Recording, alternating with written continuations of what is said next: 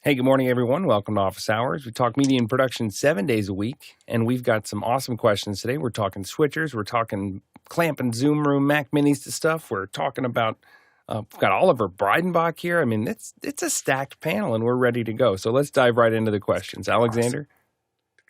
This question's from Jack Cannon in Phoenix, Arizona. How do folks like the Roland mixers, for example, the V1 4K? Thinking about moving to a 4K workflow, what is the panel using to go 4K? NDI 2110. I just want to comment. I got to appreciate Jack Cannon's use of a mixer here because it's a very British, it's very posh. This is a Vision mixer. Go ahead, Alexander. Vision mixer sounds fancy. Yeah, this is the new V1 4K that was announced at NAB here. Looks like a solid product. I've used Roland switchers in the past. Generally, the build quality of these really good. The buttons are really nice. It's got USB streaming. Of course, everyone likes a good solid T-bar, so there you go. No ISO recording or anything like that. I don't think these products are designed to really compete with Blackmagic. And frankly, I think Roland knows their market pretty well, and they don't seem to really care to do the whole race to the bottom of let's build the cheapest plastic switcher that we can possibly make that has a ton of features and 150 buttons on it that nobody will ever use. So it looks like a really solid product, but it is a brand new product that I don't think anybody has one right now. I don't know if they started shipping yet, but 4 in, 4 out, and it's got network control as well, balanced XLR, line level or mic level audio. That's selectable there. Rather unfortunate on the unbalanced audio output for powered speakers, but hey, I mean, the Blackmagic doesn't even have a output for powered speakers at all, so I guess that's a bonus.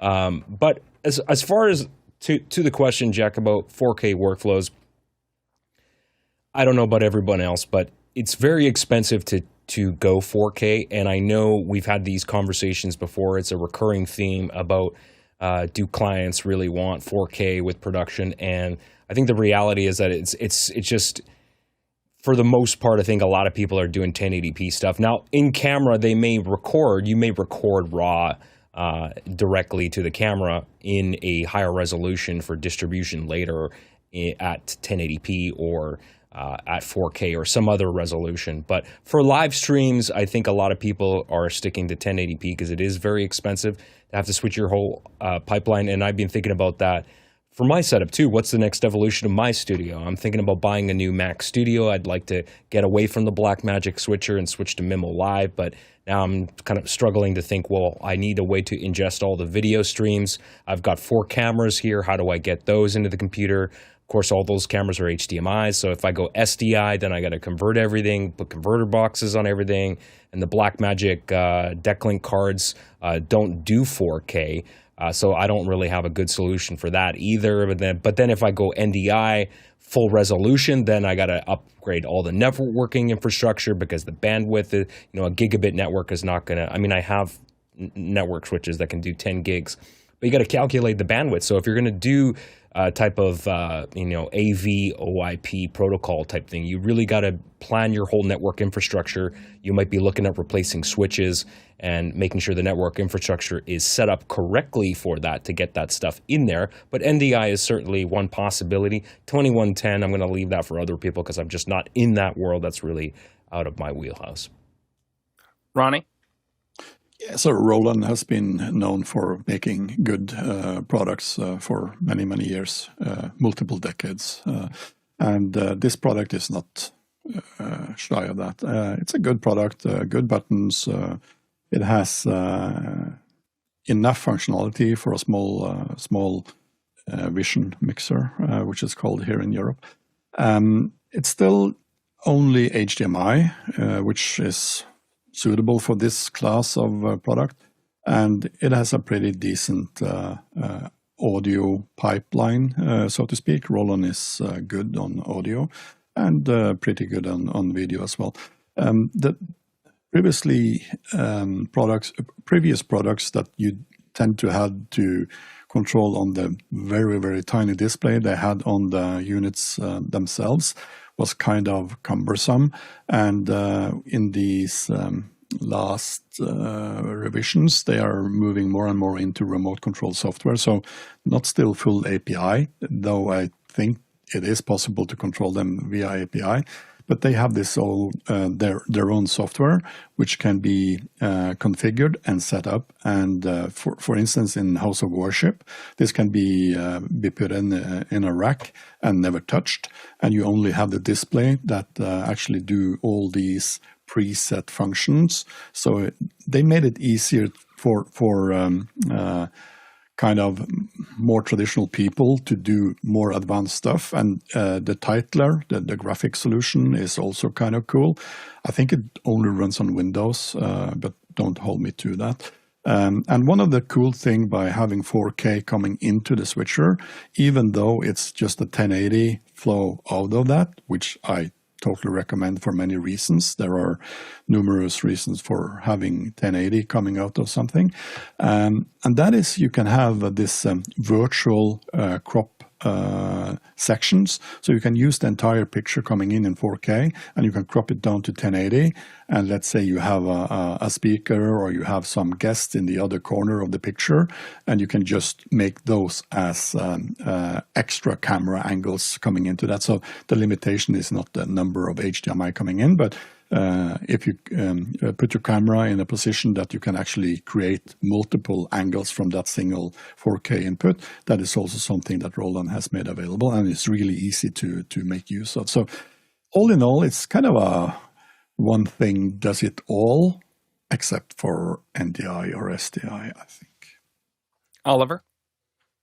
Yeah, so Ronnie makes an excellent point with the bigger resolution coming in than the production. The EPDC functionality is certainly a good point. I think, however, that that 4K is going to come, and people are going to want 4K output because the screens are getting bigger, and you start to see difference in sharpness for 4K output.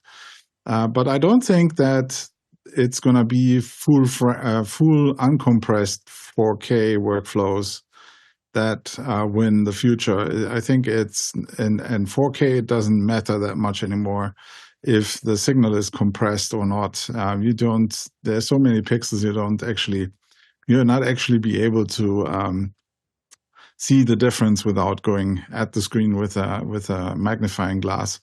So my strongest contender is NDI for this, because it neatly compresses NDI-HX3, neatly compresses the signal, still maintaining a high quality color and resolution.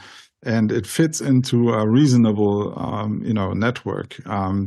2110, I'm not a big fan of, because I think it's just SDI in a different skin. But so it doesn't have a lot of the advantages that NDI has, as you can have multiple people pulling the same source and things like that. And so. Yeah, and software switches for 2110 are rare, and you have to usually convert between those. And I'm a big software switcher guy, so that's my view on 4K. It's coming, and it's going to be different in requirements for production than 1080p. Tom? Well, I went backwards in time. I bought an ATEM Broadcast Studio 4K off of eBay because they are now out of production. I modified it with Noctua fans to make it a lot quieter. It's back here in the rack behind me. And there's one thing, though, that drives me a little crazy about this switcher, and that is that the software control for it from Blackmagic has the mix effects as the top of the switcher is 4, 3, 2, 1. In other words, mix effects 1 is your final out to the world. This is backwards from the Grass Valley switchers that I was brought up on.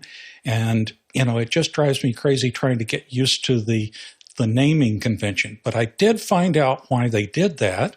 And that was, let's see here, it was a business development manager from Blackmagic that explained that, well, the Blackmagic ATEMs are made in Australia, and you got to understand, they're a little bit upside down. The water spins the other way in the toilet. Go ahead, Courtney. Yeah, we haven't mentioned the price of this chunk of hardware. It's $1,900. $1,900, That's $1,899. But well, for a 4-input switcher, not so good. I mean, you're talking, $400 or $500 for a non-ISO Blackmagic. It's got 5 ins.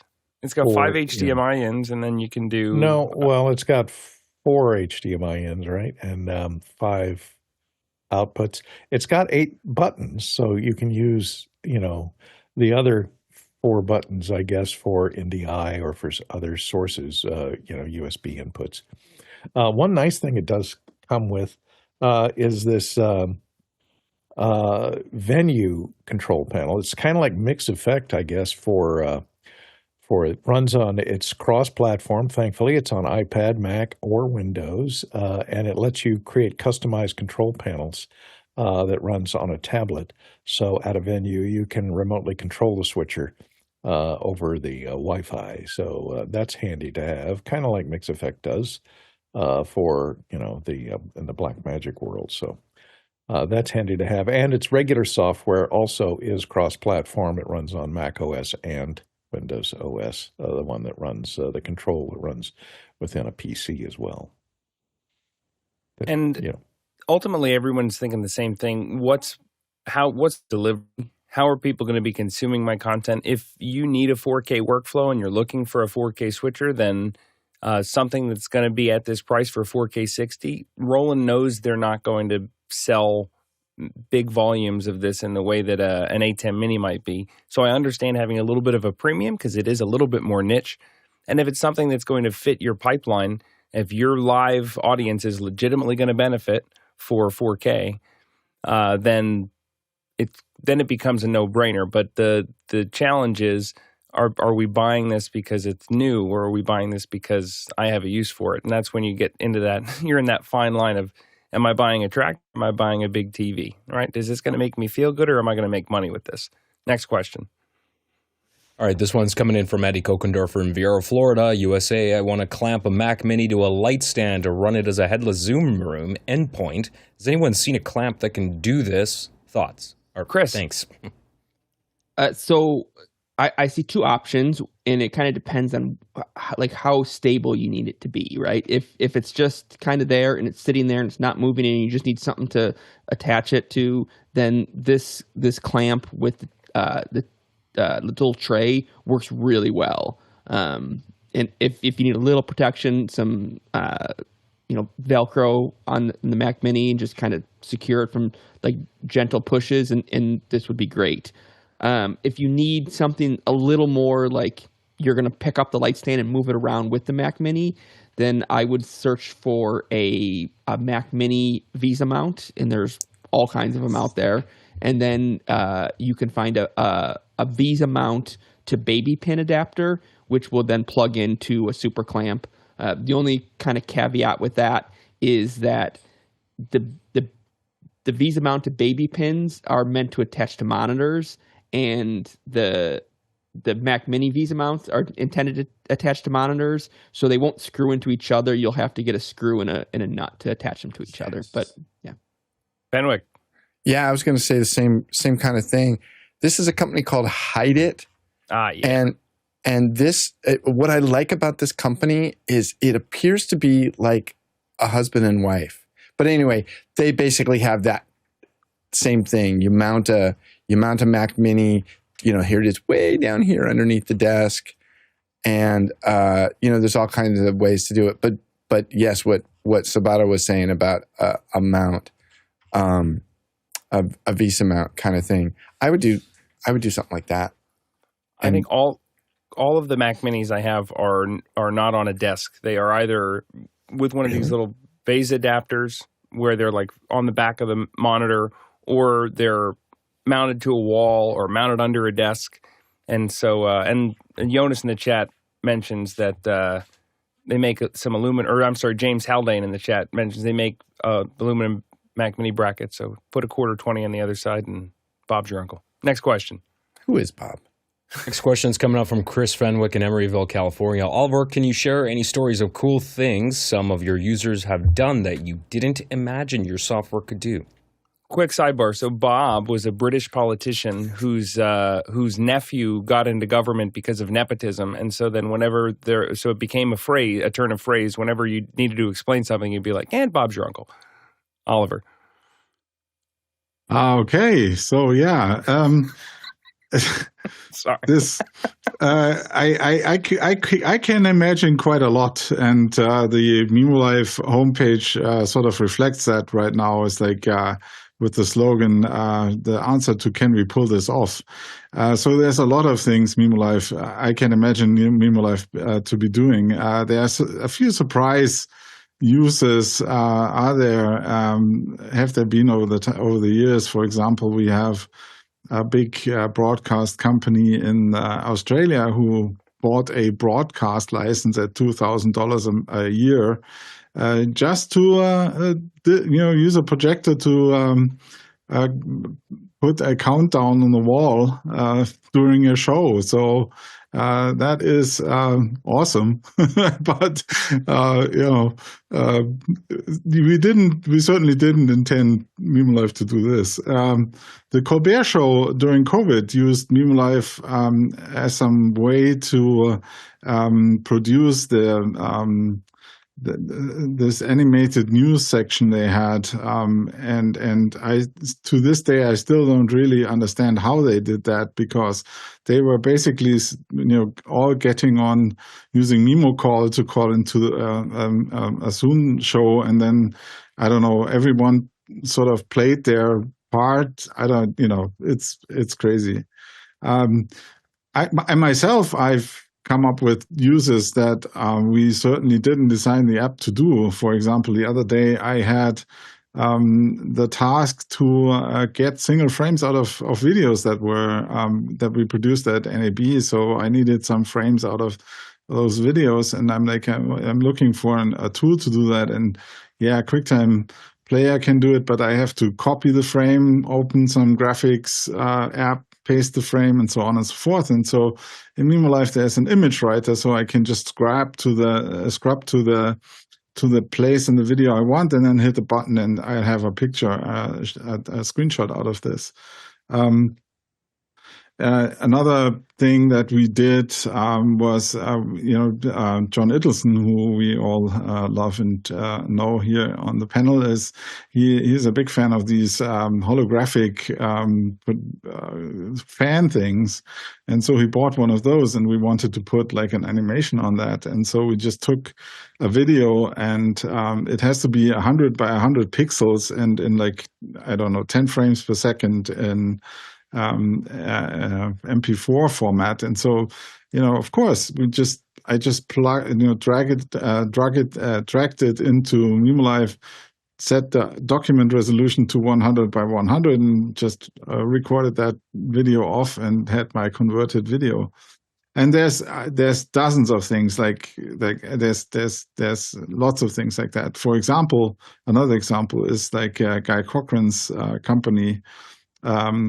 They developed a thing called the One Button Studio, which is a very cool setup where you have a camera and in a room, and you walk in and you plug in your presentation, and then you hit the record button and it will start recording. And this hiding all of mimoLive and mimoLive is powering the system, and it's hidden completely, so you don't really see any of it.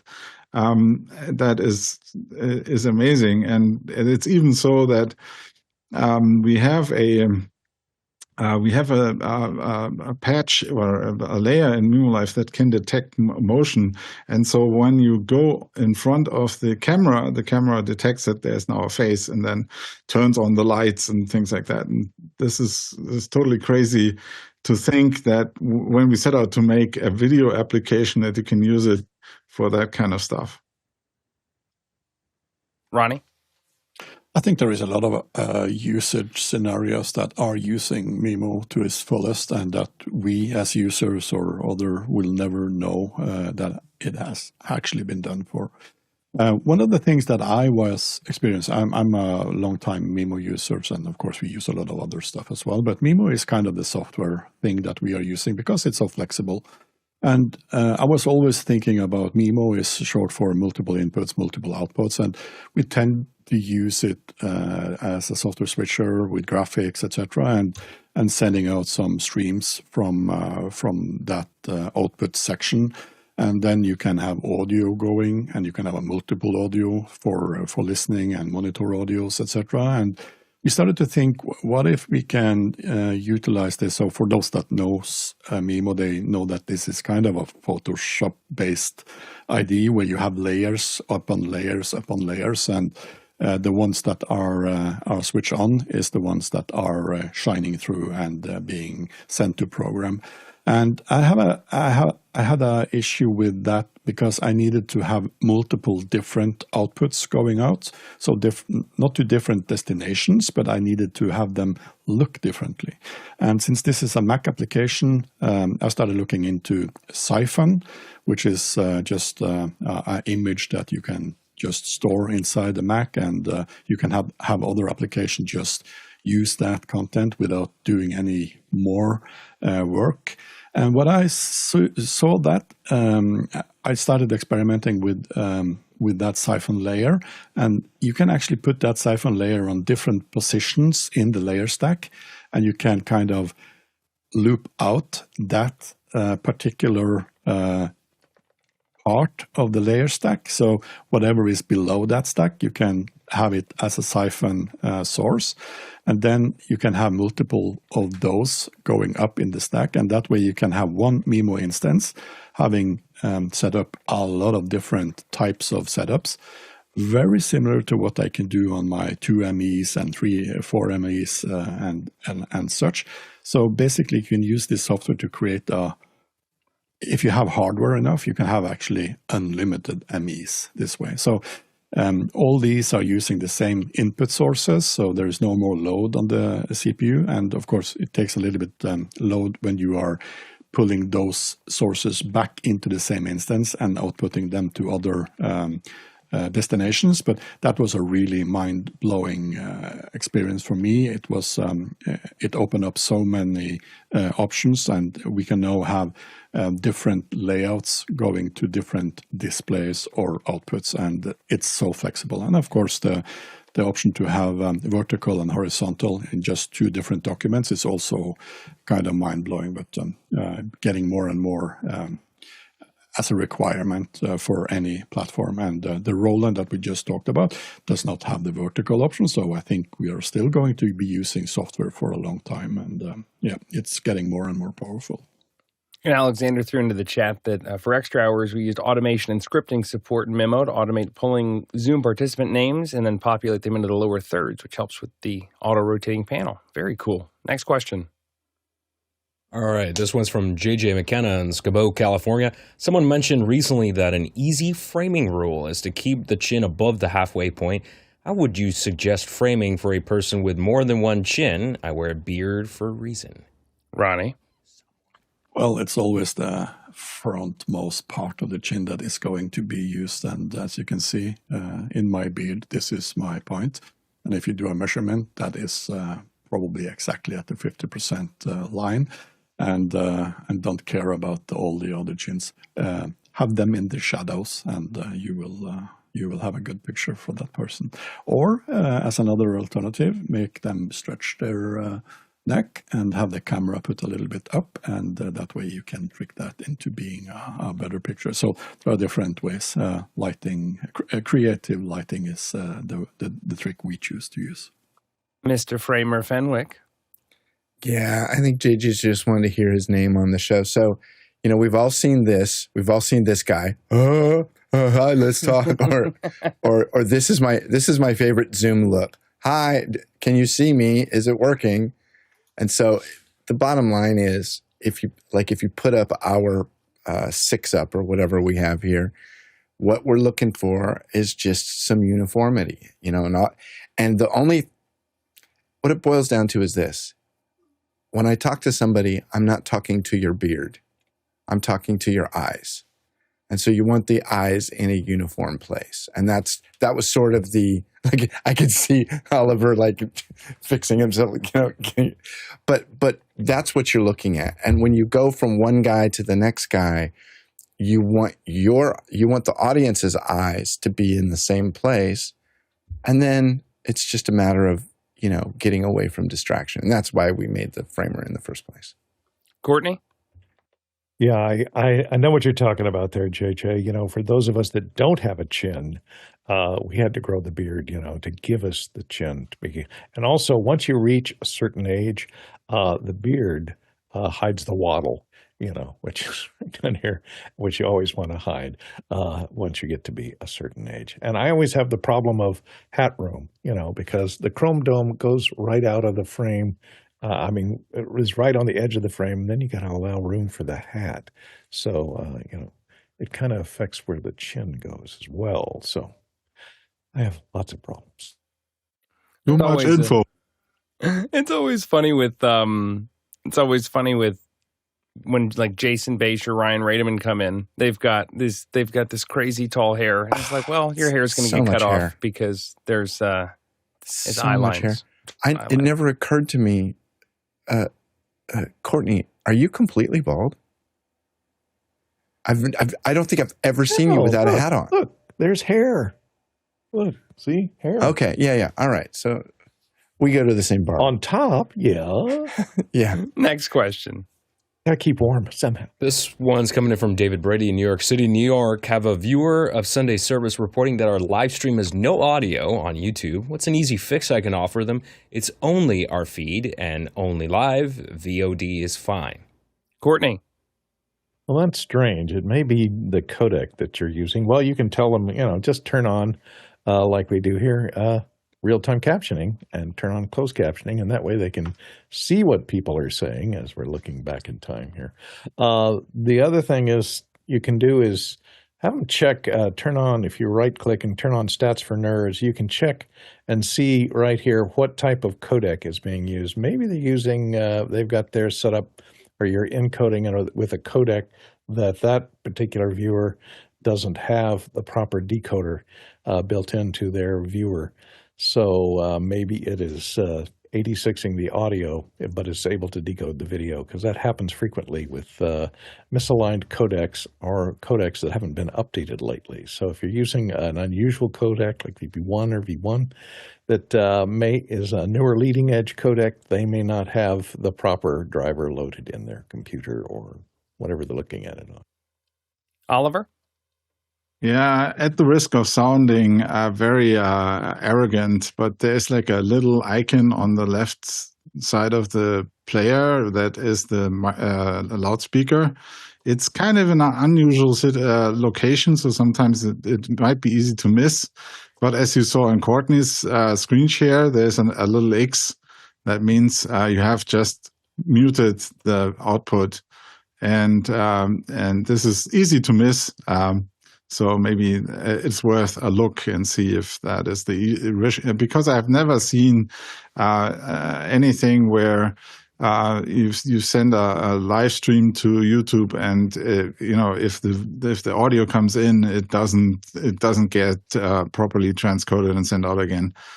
So if the video on demand is correct, I would assume that the stream is also correct, because the video on demand can't make up the audio. It has to have the audio from the feed. And so the feed goes in with intact audio, so it has to be something on the receiver side. Alexander? Yeah, I agree with Oliver there. The other thing, too, there's one other place, too, that you can accidentally mute something, and that is muting the tab in your web browser. It can easily happen if you right-click too quickly on something. So I would have them maybe check the tab that's open in their web browser to see if they accidentally muted it, or like other people in the chat are mentioning, like Jonas, maybe they selected the wrong speaker to play it through. Next question. This question comes in from Guy Cochran in Seattle, Washington. What piece of equipment is next on your list? Tom? Well, right now I'm rocking an M1 Ultra. It's circa June of 22, so that's almost 5 years old. I know I'm going to be upgrading it probably this year. I'm worried about that memory tax because of the memory shortage out there. The second thing, and I don't know why they haven't put it out there yet, and that's new Apple TV boxes. You know, they're held up for Siri updates, really? I don't understand. Just release it and add features later. Yeah, all of the odds and ends scrapped binned chips that they were using for Apple TVs, I think, have ended up in displays and other things. Because it's always like, oh, we've got these left over. What do we do? I don't know. Make a set-top box. Alexander? You know, very much like Tom, I would love a new Mac Studio. I was looking at the M3 Ultra, but they have, you know, based on the lead time to get a computer now, let's see, I'm 43 years old now. It'll probably arrive when I'm 73. That's how bad the wait is right now. Oliver? Yeah, that usually means there's new ones coming, and there's a definite date coming up when Apple's gonna probably announce new Macs, and they probably are ramping up production now, and that's why the products have become rare and far in between.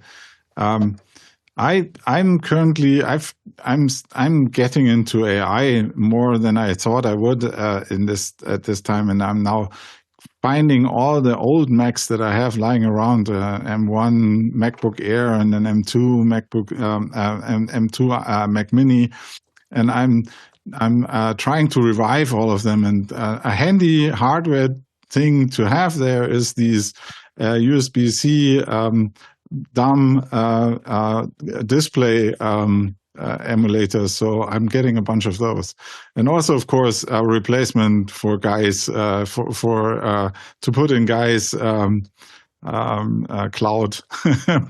for some of the machines we have there. Courtney?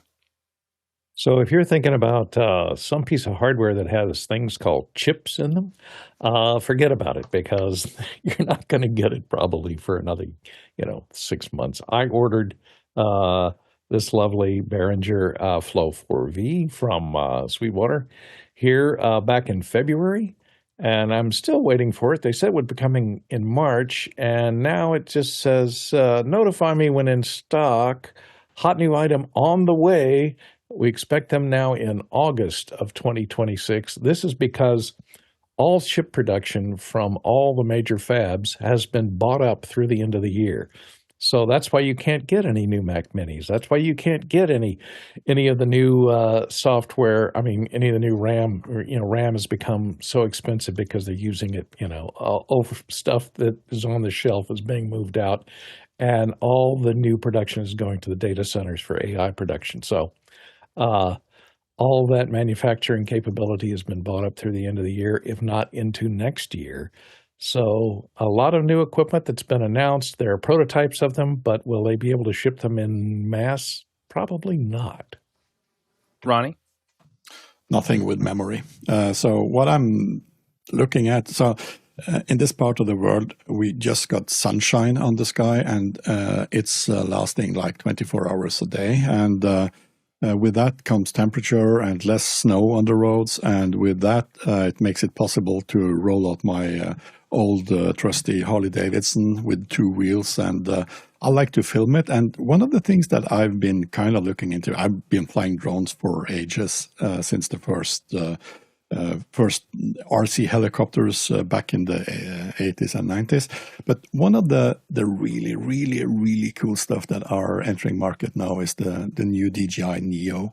And the tracking it has, it's amazing. And I've seen some examples of the tracking and the hand gesture controls. I can just pop it out of my inner pocket, lift it up from my hand, and then just use my hand gestures to control where it is going to fly, and start recording while I'm driving. Of course, I can't be driving that fast, but having that drone filming me from the side or in front of me, and the anti-collision system they have on this drone is beyond everything that I've seen before. Of course, the picture is not super good, but the level of easily using it with just one hand just imagine you're driving your motorcycle, you have gloves on, you have a lot of other things, and the motorcycle is heavy and you can't do stuff, and just being able to just lift up and have some cool pictures taken, that is on my list. Yeah, they were doing a little bit of this with the Flip, which is bigger than the Neo that Ronnie mentioned, but I will second that the being able to take off and land from your palm creates a whole different relationship with the drone, because you're not worried about, okay, where am I going to land it? Where am I going to take it off? You literally just pull it out of your bag, and all of a sudden you're shooting, and then you can get up, steal a couple shots, put it back, and then it's like, oh, and I'm gone. Oliver. I just wanted to mention that Apple is one of the companies that bought up all the chips. So, if you're enjoying Office Hours on YouTube, we invite you to also join our community. We have officehours.global/join here, and if you sign up for our newsletter, you get the other half of the show, which is you get into our Discord community. You get to be in the chat during the show to chat with the other producers. You can vote on the questions. Obviously, you can still ask the questions. And you also get a link into After Hours, where we hang out and ask questions and talk while the show's not on air. So it's pretty cool. Go to officehours.global/join. We'd love to see you there. Live is better. Next question. All right, this one's coming in from Jonas Hotel in Stuttgart with Blackmagic Design pushing 100G SFPS.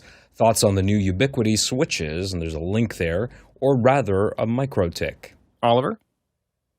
well, if you want to use the 2110 from BMD, you have to use their switcher. The Mikrotik, neither the Mikrotik nor the Ubiquiti supports that data rate for 2110. And so, since 2110 is just SDI in disguise, you have to use specialized hardware at the price that they ask for. Next question. This one is one of my questions. Oliver, if I wanted to get rid of my ATEM, would 2 Decklink Quad HDMI PCIe cards be recognized by mimoLive? Oliver. Yeah, they would be recognized. I don't know if there's enough bandwidth in the PCIe box to actually do 8. That's 8 HDMI inputs.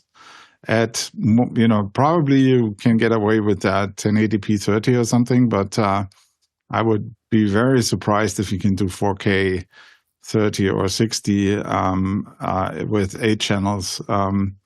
That's because the data rate for full frame video is just very high, and the cable, and you have to put the cards into an external PCIe box, and the PCIe box can handle the card and can handle the speed, but the Mac side PCIe Thunderbolt 5 port can't handle the full data rate that's creating that, which is also like a problem for the 100 gigabits or for the Blackmagic 2110 cards, because they produce more bandwidth than any current Mac can handle.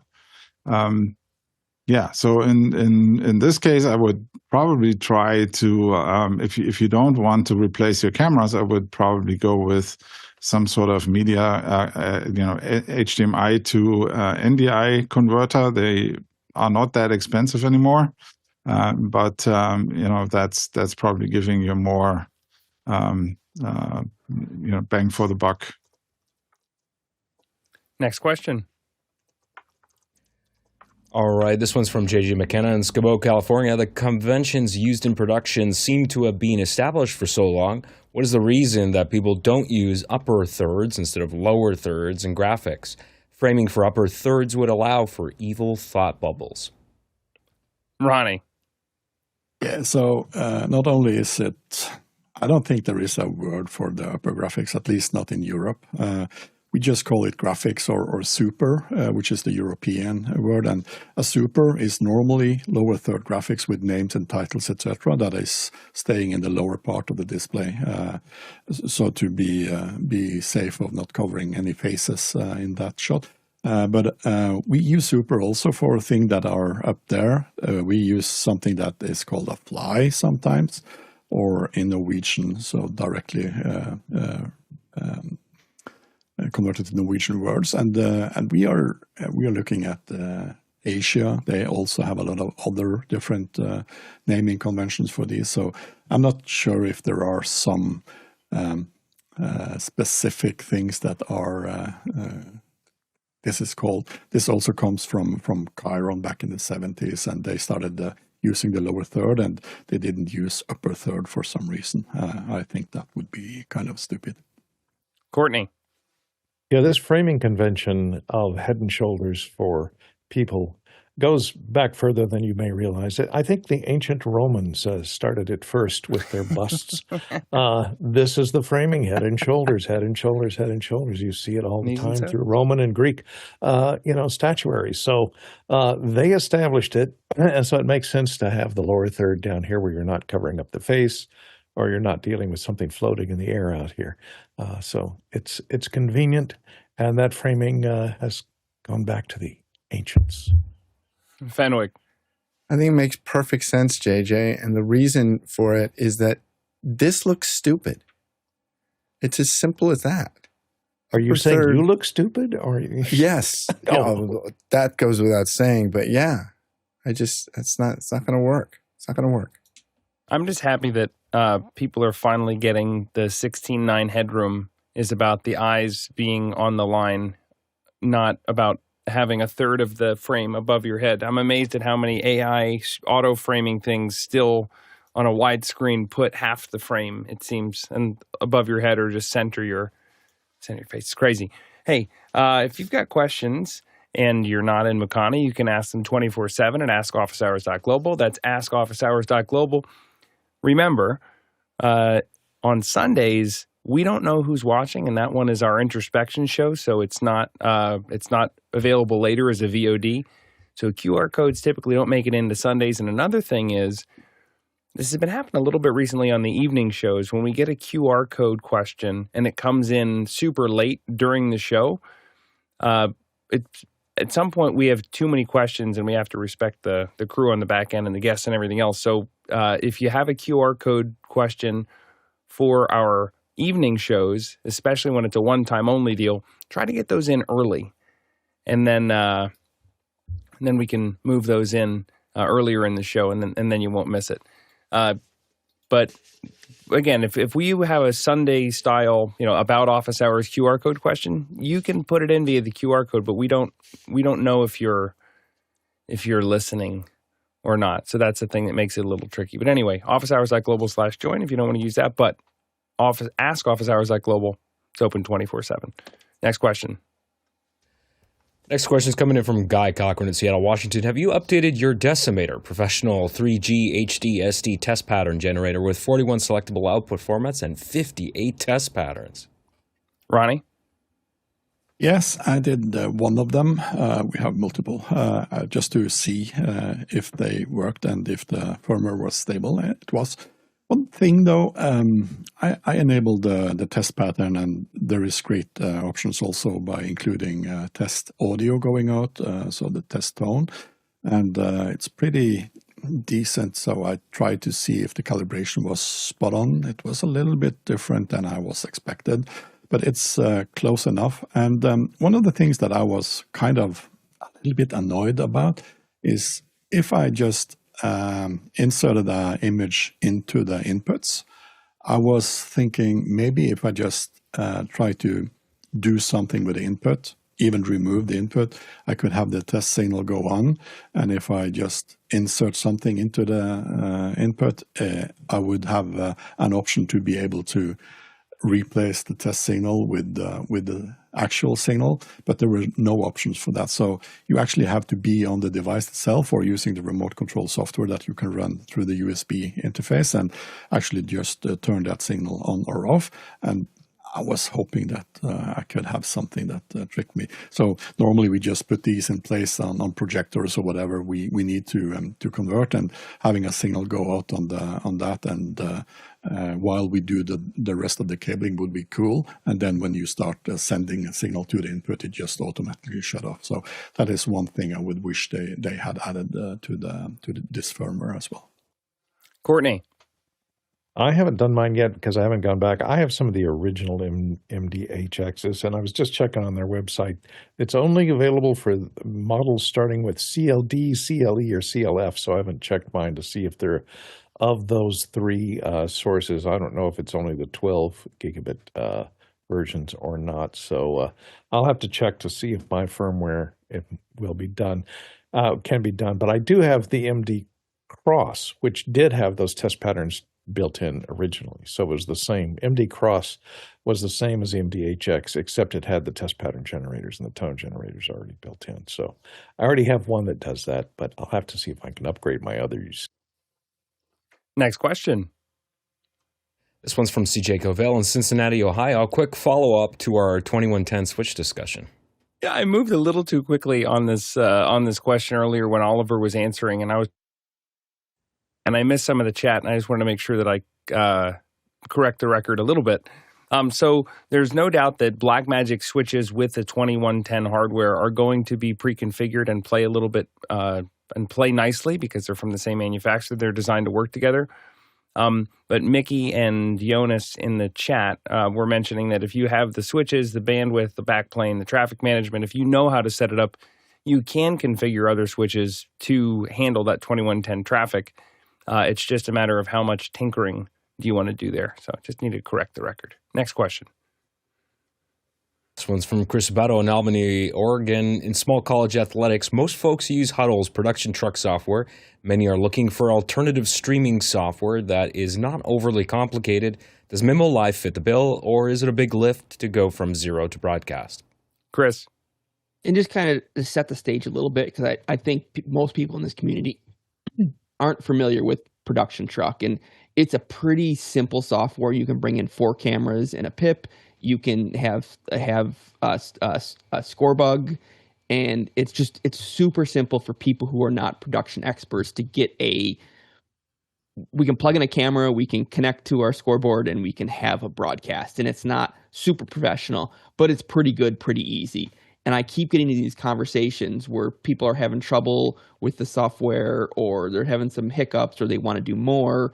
And, my suggestion is vMix, but that doesn't work if they're all Mac and they've got I need to suggest Mac software. And Mimo comes up often, but my understanding is Mimo is kind of more like vMix in that it's a heavy lift. You can do tons with it, but it seems like it's a little bit more heavy lift to get from zero to something. And I just kind of want to see if my understanding is correct in that regard.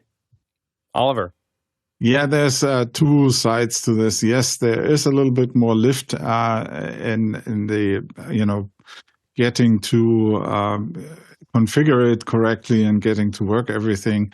But then you can have the remote control surface, and when you've set it up once, the remote control surface makes it dead easy to use. As I said before, the one-button studio really condenses it to 6 buttons, and you can run your production, and basically the same thing is possible for sports as well. There is a if you have someone in the vicinity of the team who is interested into this technology, and then I have no doubt that mimoLive is a good solution. If you have nobody who wants to deal with any kind of technology, then there's this company that makes these. It's not Production Truck, but it's they have these cameras, and basically they mount 2 iPhones in 90 degrees to each other, and then you put it on a stick, and then they have AI software to really produce your game, and they can follow the balls and things like that. So it's pretty just place it there and hit stream, and it will do everything. That's the other extreme, and there's a very broad, spectrum between that. If you want to do really cool stuff and stand out from the rest of your teams or in your league, then mimoLive is certainly a good choice. But it comes with the price of having to work a little bit more to get it where you want it. But it's still pretty easy. I mean, it's not rocket science. Ronnie? You can do it the easy way, or you can do it the hard way. I think a lot of people are thinking that mimoLive is really, really advanced, and yes, it can, because it's very flexible. But you don't need to do everything when you're just starting up. You can build upon it. And one of the really, really cool thing to do with Mimo is the API. So you can use AI to configure. And I know there are people on this panel that are doing stuff with the AI that is really mind blowing.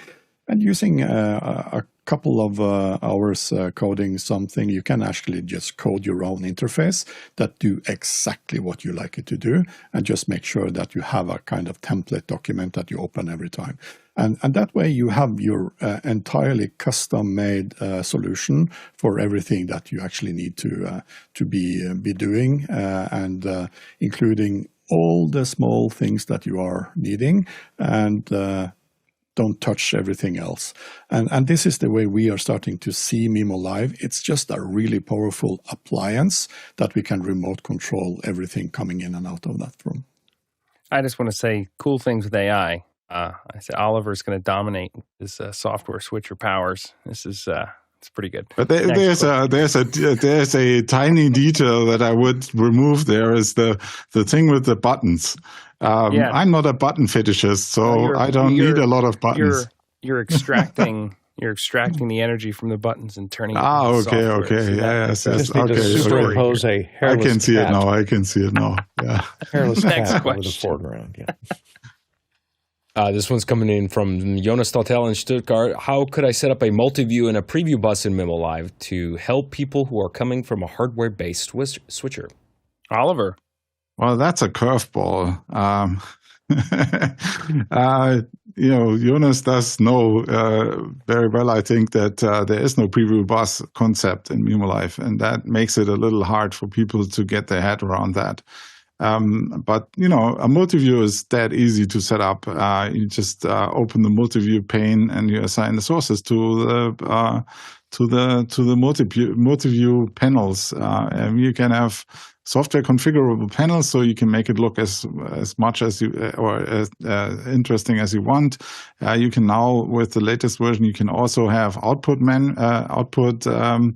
monitoring in the multiview, so you can also select the outputs and see what's going out of mimoLive, and it has an audio level meter, shows you what the audio level is, and you can use the multiview to directly control PTC cameras and so on and so forth. And the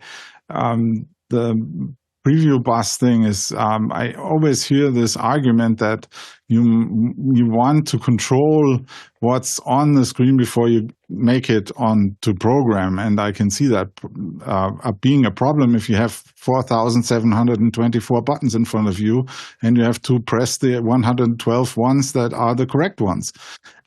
If you have one button that says, this is the 5 up with with the host in the big screen, and 4 of the next speakers that are in Mukana and have risen their hands, and there's one button that says, make that on the screen, then you don't need a preview. And for, things like framing, you could put buttons on the remote control surface that show the video from the sources, so you can see if people are ducking away or something like that, and you want to avoid that. So there's ways around the requirement to have, a preview, which just adds a lot of stress to live production. It's like you have to put all the buttons in, and then it's on preview, and then you have to check if it's okay, and then you can put it online and do that in like a half a second. That's the old way of doing things. The new way is, what's going to be on screen. It's going to be as automated as possible, and you don't have to worry if it looks right. And, I have been also thrown the challenge that I can change things, in storytelling. Yes, I can. I mean, I can just switch on layers manually if you need to, and add stuff. I can even add stuff during production that hasn't been there before. So, yeah, it's a difficult sell. I can see that because people don't like to let go of their holy cows, but that's the way it is. Fenwick. Respectfully, Oliver, I think you're wrong. I think that the idea of a director, you got to remember that not everybody pushes the buttons. Some people are just calling for the buttons. And a director wants to see the outcome of the next call. And there was a great ad. I believe it's a late 80s ad, and it was for Grass Valley. And they were advertising what they called at the time look ahead preview. And look ahead, and it was an ECU of a fader bar, and it was a hand reaching out to grab it, kind of the Star Wars shot that a lot of young people know. And the fingers were crossed, and they were grabbing the fader bar. And what they were advertising is, we're going to show you what you're going to get the next time you pull the fader bar. Now, it also worked for the auto trans or the cut bar, because if you recall, Grass Valley in the 80s added a lot more to what that fader bar or cut bar could do. You could change the background, but you could also insert a key with that fader bar. So the look ahead preview showed me where I was going. Courtney will remember this. Where are you going to go? When I pull that thing, what's going to be on program? And that is not that's not a big ask. I want to know. I want to see where it's going to be. And it seems like it wouldn't be that difficult to just program in such a way where you could turn it on. I hate to say it, OBS does this. I can turn on studio mode where I see the preview, and I can see that when I hit this button, it's going to look stupid because I was joking around earlier about the upper third. But I know the outcome of that button because I can look ahead at what the output, what that's going to be. Yes, in a perfect world, one super genius mind. Oh wait, I think I have a picture of that. This is Oliver as the. Here we go.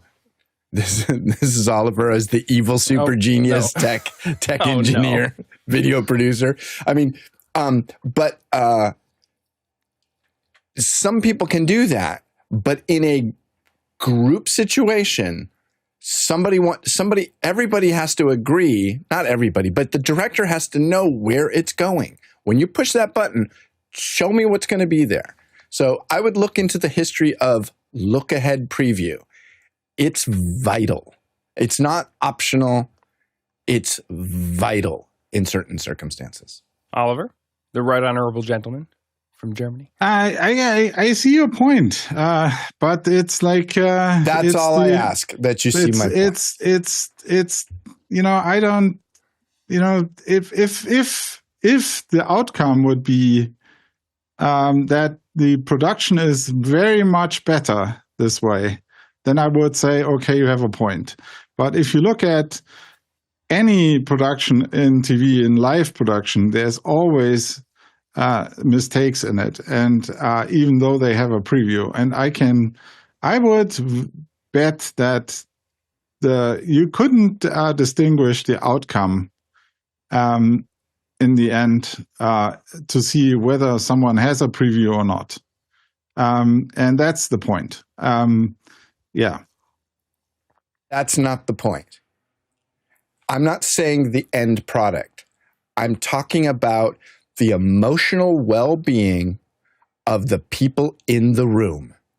They need to know. I can guarantee you that if they don't have to press 25,000 buttons, then there will be less stress. Ready promo graphic. Take promo graphic. So if you're getting some value out of office hours, if we've made you laugh, if we've made you think, if we saved you money, if we helped you solve a problem, think about what that value meant to you, and then consider giving some of it back at officehours.global/donate. Only you know, is that $5? Is it $10? I don't know. Make it a weekly if you're like me and you keep forgetting and you don't want to think about it. Officehours.global/donate helps us keep doing this show. We appreciate it, everyone. Also, thank you to our phenomenal panel today for some lively discussion. It's great to get to talk about software and production philosophies with the people who are actually making the tools. So thank you, Oliver, for being here today as well. Thank you to our producers for asking such great questions, helping drive the show today, and for voting. Voting was really important today because we had to send some questions back. And also thank you to our back-end crew, getting us in, making us look good, making us sound good, keeping us organized, keeping us moving forward. You are the backbone of everything that we do, and really appreciate it. To all Electroversal today, had we gone around in person and asked these questions, we would have traveled 31,000 miles. That's 50,000 kilometers, 246 million bananas for scale. See you in after hours. 30 seconds. I almost nailed it. One of these days, I'm going to nail it at the, I hit the raised top it too of the low. hour. It's all on me. I saw the window. Yeah. Also, that's that. also true. Would have to take the credits into account. I will say I've been Googling trying to find a picture of that old Grass Valley ad. Do you remember that ad, Courtney? Look ahead preview. Which one? Look ahead preview? No, I don't remember that. Although I did operate old Grass Valley switcher for a few years. Yes. I have a suggestion. I think we should have a competition. We should have one system, do a show, one system that has a preview bus, the other running mimoLive, with one director calling the shots, and let's see who wins. Which show looks better? No, it's not about the show looking better. Whose system reigns supreme? It's about communicating with the entire staff and the